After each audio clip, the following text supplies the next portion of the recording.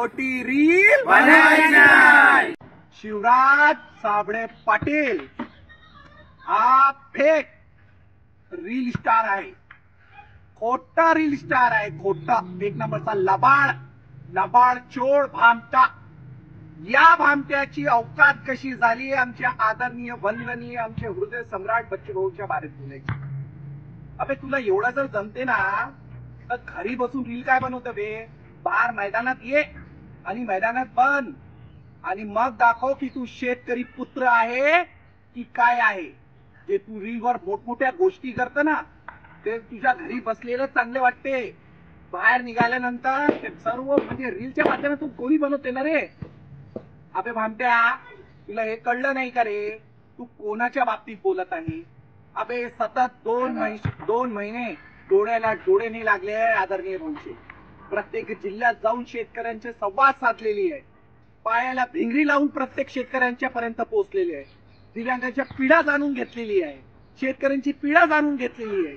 अरे आतापर्यंत कुठे गेले होते रे बाबा तुम्ही? म्हणजे आता भाऊनं एवढा यलगार पुकारलं, या यलगारला रात्र दिवस परिश्रम केले, किती मुश्किलांचा सामना करून भाऊनी हे आंदोलन उभा केला आणि त्या आंदोलन उभा केल्यानंतर आता तुमच्यासारखे भामटे लोक भाऊला शिकवणार आहे का? तुम्ही सांगता की भाऊने हे नाही केलं पाहिजे होतं, भाऊनं मुंबईने गेल्या पाहिजे होते, तर मग कोणाला बोलवायचा होता? अरे तुला कळलं नाही का रे? तू पाहिलं नाही का पोलिसांनी काय पत्र दिले? 5:28 न्यायालयाचा आदेश आणि 6 वाजता ग्राउंड खाली करण्याचा आदेश. हे तुला समजलं नाही? तू शेतकरी पुत्र ना, अभ्यास करून बोलतोय ना, तुझा अभ्यास कुठे गेला? त्याच्यानंतर तू बोलतो काय बोलतोय तू? भाऊनं असं केलं, भाऊनं हे केलं, भाऊनं मुख्यमंत्रीचा तू व्हिडिओ टाकलेला आहे मुख्यमंत्रीचा की मी फोनवर गुवाहाटीला गेलो. अबे भामट्या तुला हे कळलं नाही का रे? अरे दिव्यांगांच्या जर भाऊ त्यांच्या सोबत एकनाथ शिंदे साहेबांच्या सोबत गेले नसते, भाऊनं आपला राजकारणाची वाट लावली. भाऊनं हे पाहिलं नाही का माझं भविष्य काय होणार आहे? भाऊनं फक्त हे पाहिलं की माझ्या दिव्यांगांचा स्वतंत्र दिव्यांग मंत्रालय झालं पाहिजे. हा भारतातला पहिला दिव्यांग मंत्रालय भाऊनं करून दाखवला.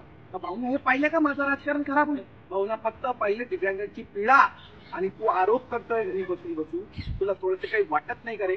त्याच्यानंतर तू म्हणते का ते आंदोलन अजून पुढे घ्यायचं होतं आणि मग त्यांना बोलवायचं होता. अरे तुझा जे काही आहे ना हे फक्त घरी बसून चांगला वाटतंय मित्रा. जे तू बोलून राहिला ना हे फक्त घरी बसून चांगला वाटते. आता काऊन फाटून राहिली तुझी? हे फोन येऊन राहिले. अरे एक लक्षात ठेव, आदरणीय बच्चूभाऊ कडू हे आमचा अभिमान आहे, आमचा गौरव आहे, आमच्या डोक्याचा ताज आहे.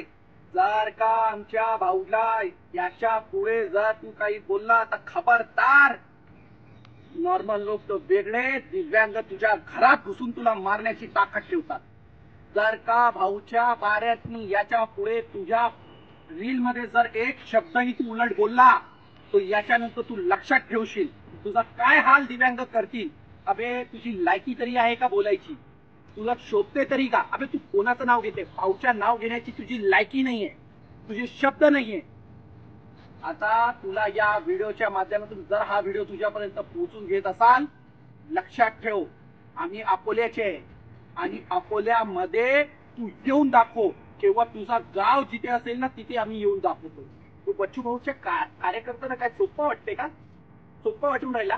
पण एक लक्षात ठेव, याच्या पुढे जर का भाऊच्या बारेत जर तुझा एक शब्द जर आमच्या कानावर आले तर जिथे तू असणार तिथे तुला घसीटून मारणार. जय हिंद, जय प्रहार.